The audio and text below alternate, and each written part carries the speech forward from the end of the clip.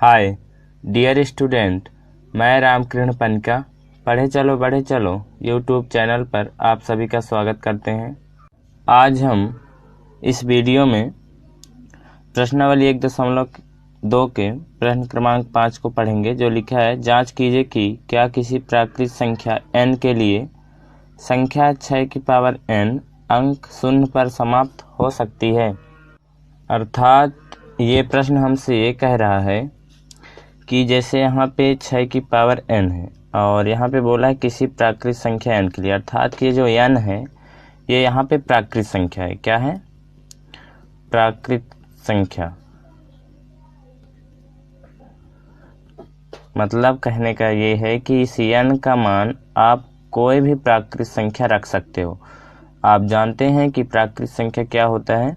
1, 2, 3 ऐसे ही अनंत तक के सभी धनात्मक संख्याएं क्या होते हैं? प्राकृत संख्याएं। तो यहाँ पे ये कह रहा है कि n के किसी मान के लिए, है ना, प्राकृत संख्या n के किसी मान के लिए क्या 6 की पावर n अंक शून्य पर समाप्त हो सकती है। तो यहाँ पे इसका कहने का मतलब ये है कि यदि हम इस n के जगह पे कोई भी प्राकृत संख्या रखें, तो रखने के बाद यदि हम इसे हल करें तो जो संख्या प्राप्त होगा हल करने से, क्या उसका इकाई अंक शून्य होगा, है ना। ठीक है, तो यहाँ से ध्यान से देखिए, अगर हम 6 की पावर 1 रखते हैं तो ये आएगा 6 एकम 6। हमने प्राकृत संख्या क्या लिया? यहाँ पे n के जगह पे 1 लिया है ना, या फिर ऐसे कह सकते हो कि n का मान हमने प्राकृत संख्या 1 लिया। फिर जब हमने इसे हल किया तो 6 मिला, तो ये खुद एक इकाई अंक है, तो यहाँ पे इसके इकाई अंक पे शून्य नहीं है ना। तो यहाँ से हमने देखा कि जब हमने प्राकृत संख्या n का मान 1 रखा तो यहाँ पे इसका इकाई अंक शून्य नहीं प्राप्त हुआ।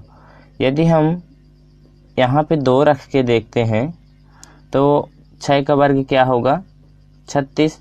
ठीक है, तो यहाँ भी आप देख रहे हैं ये जो संख्या हमको मिला, हमको केवल ये देखना है इकाई अंक को, है ना, और यहाँ पे ये देखना है कि शून्य प्राप्त होगा कि नहीं। तो यहाँ भी आपने देखा कि इसके इकाई अंक पे शून्य नहीं है, क्या है? 6 है। ठीक ना। यदि हम 6 की पावर 3 लेके देखें तो फिर इसे हल करने से हमें 216 प्राप्त होगा।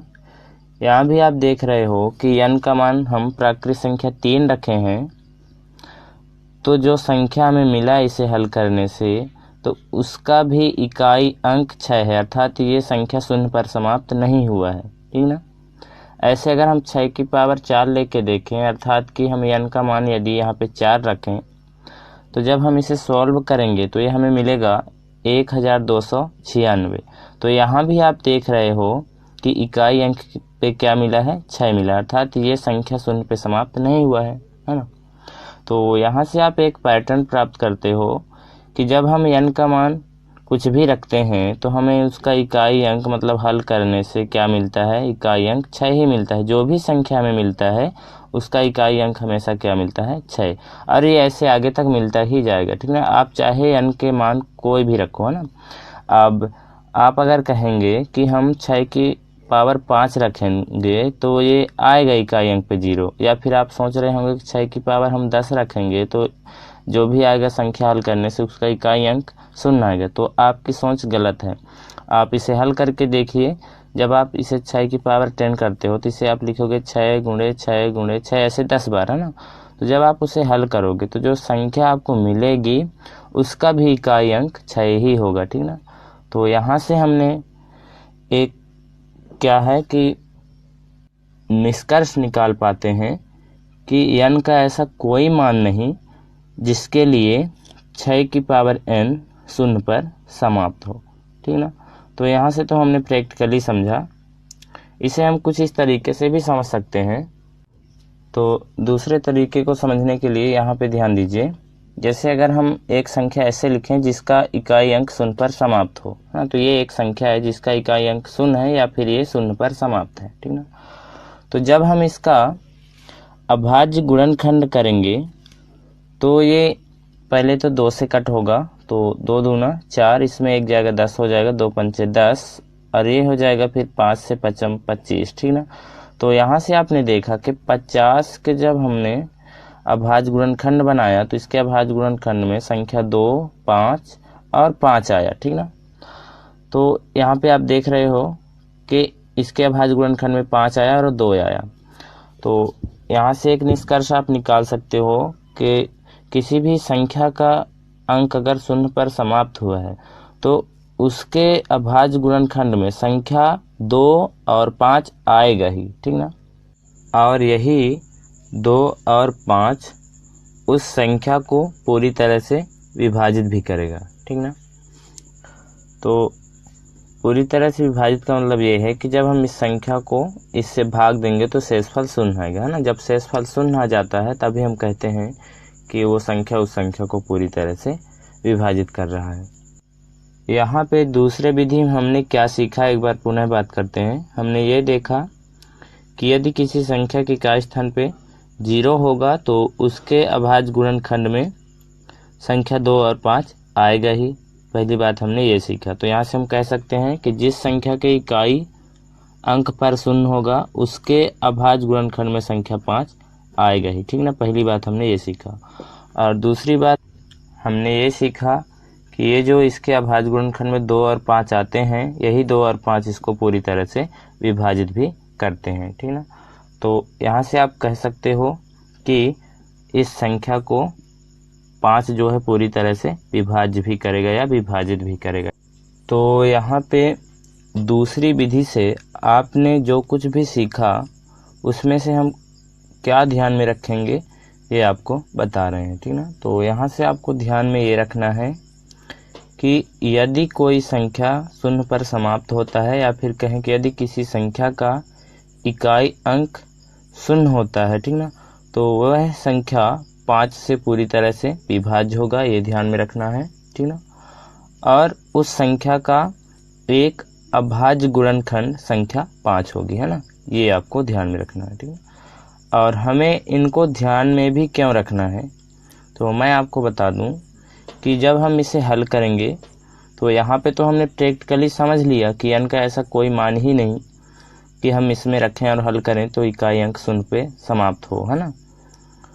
लेकिन जब हम हल करेंगे तो हम मान के चलेंगे कि n के किसी मान के लिए 6 की पावर n अंक शून्य पर समाप्त होता है, ये हम मान लेंगे। तो जब हम मान लेंगे कि n के किसी मान के लिए 6 की पावर n अंक शून्य पर समाप्त होता है, तो जब हमने मान लिया कि शून्य पर समाप्त होता है तो ये कंसेप्ट वहाँ पे हम थोड़ा लिखेंगे कि जब वो शून्य पर समाप्त होता है तो वह 5 से विभाज्य भी होगी, या फिर कहेंगे कि उसके अभाज्य गुणनखंड में संख्या 5 भी आएगी, है ना। और फिर आगे हम 6 का अभाज्य गुणनखंड करके कुछ इस तरीके से दिखा देंगे। और उसके अभाज्य गुणनखंड में यहाँ पे हम देख रहे हैं कि संख्या 2 तो आ गया लेकिन 5 नहीं आया, है ना। और 5 आना चाहिए तो नहीं आया है, इसलिए हम फिर आगे अतः करके लिख देंगे कि अतः n का ऐसा कोई मान नहीं जिसके लिए 6 की पावर n अंक शून्य पर समाप्त हो, ठीक है। तो ये जो भी कुछ हमने अभी बोला, जब हम सवाल को हल करेंगे तो आप ध्यान से देखेंगे तो सब चीज़ें अच्छे से समझ जाएंगे। तो आइए हम सवाल को हल करते हैं। तो यहाँ पे सवाल को हल करने से पहले हम एक बात और आपको याद दिला दें कि जो आपने पढ़ा है एक प्रमेय, वो है अंक गणित की आधारभूत प्रमेय।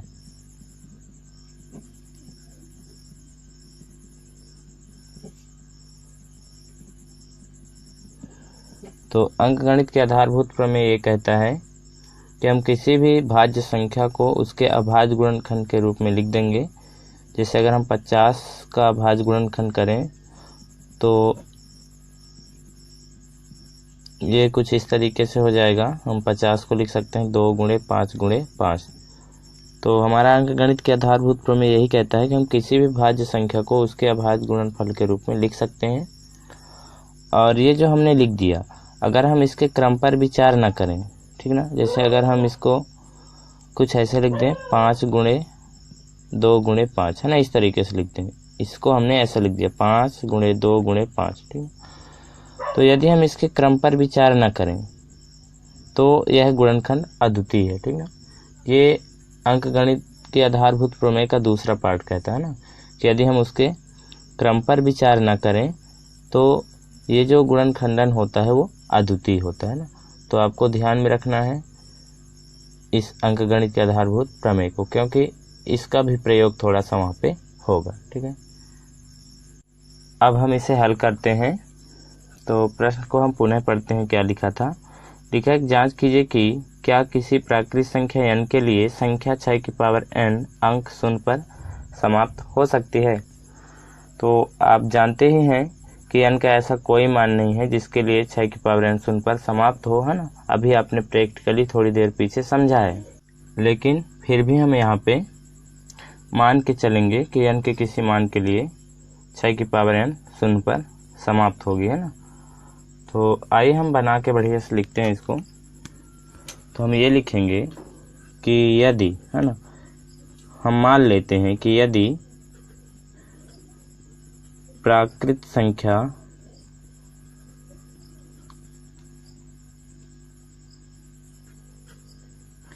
n के किसी मान के लिए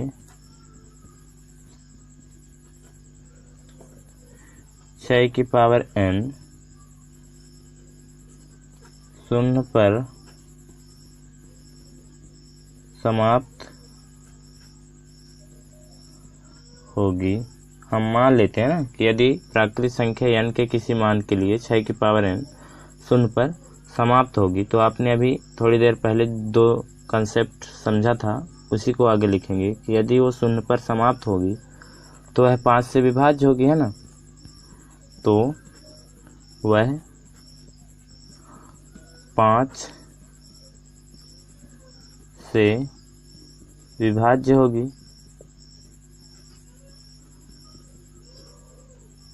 अर्थात ये भी तो हम कह सकते हैं ना कि उसका एक अभाज्य गुणनखंड 5 होगा। यही तो हमने अभी पीछे समझा था, है ना। अर्थात उसका एक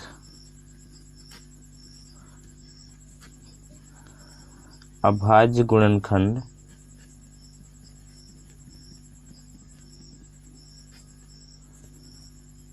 5 होगा, है ना।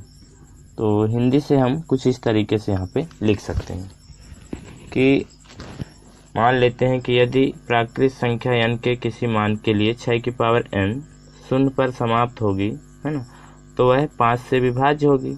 अर्थात उसका एक गुणनखंड 5 होगा। ठीक है, ये अभी पीछे आपने समझा है। लेकिन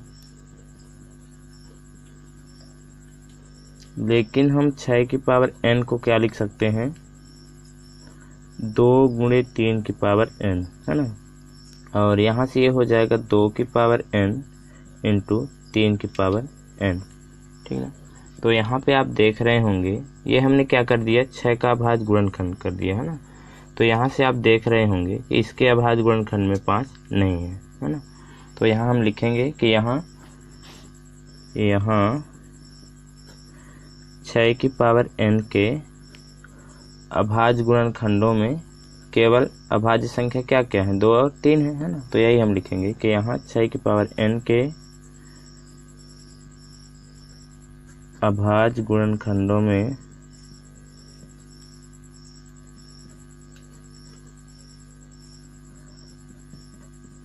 केवल अभाज्य संख्या 2 और 3 है। केवल अभाज्य संख्या क्या क्या है? 2 और 3 है। ठीक है, तो अंकगणित के आधारभूत प्रमेय के अनुसार ये गुणनखंड अद्वितीय होगा। अर्थात इसके अलावा और कोई भी अभाज्य संख्या इसके गुणनखंड में आ भी नहीं सकता, है ना, क्योंकि अंकगणित का आधारभूत प्रमेय यही कहता है ना कि ये गुणनखंड अद्वितीय होता है ना। तो यहाँ पे हम लिखेंगे, तो अंकगणित के आधारभूत प्रमेय के अनुसार ये गुणनखंड अद्वितीय है। तो अंकगणित की आधारभूत प्रमेय के अनुसार ये गुणनखंड अद्वितीय है।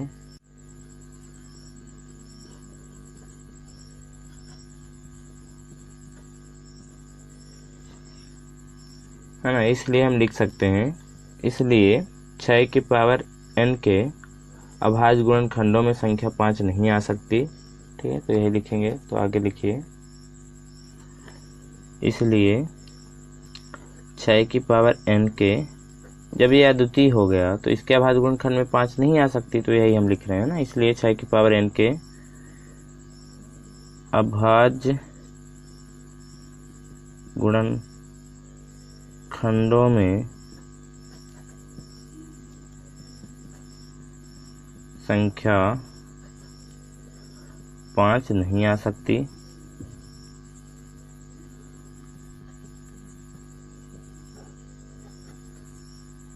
ठीक है, तो जब नहीं आ सकती है तो अतः हम लिखेंगे, अतः किसी भी प्राकृत संख्या n के लिए संख्या 6 की पावर n अंक शून्य पर समाप्त नहीं हो सकती, है ना। तो यही हम लिख देंगे, अतः किसी भी प्राकृत संख्या n के लिए संख्या 6 की पावर n अंक, ये शून्य है, ठीक ना। अतः किसी भी प्राकृत संख्या n के लिए संख्या 6 की पावर n अंक शून्य पर समाप्त नहीं हो सकती है।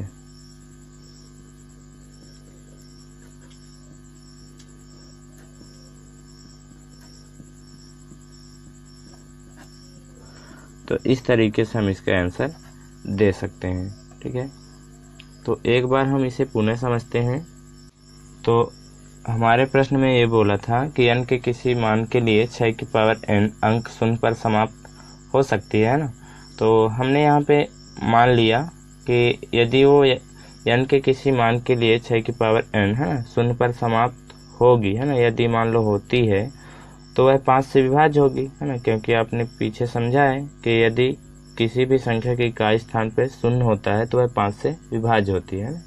तो यही लिखा है कि यदि प्राकृतिक संख्या n के किसी मान के लिए 6 की पावर n शून्य पर समाप्त होगी तो वह 5 से विभाज्य होगी, है ना, अर्थात उसका एक गुणनखंड, एक अभाज्य गुणनखंड 5 होगा, है ना।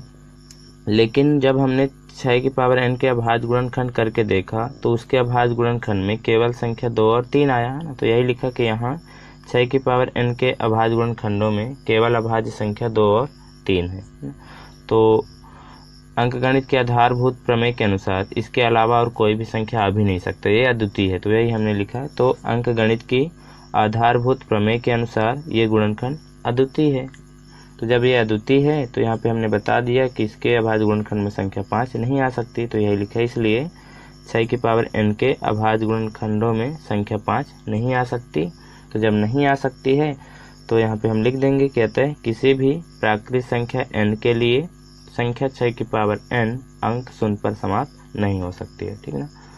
तो ये वीडियो आपको कैसा लगा, आप वीडियो के कमेंट सेक्शन में ज़रूर बताएं और इसे अपने दोस्तों के साथ भी शेयर करें।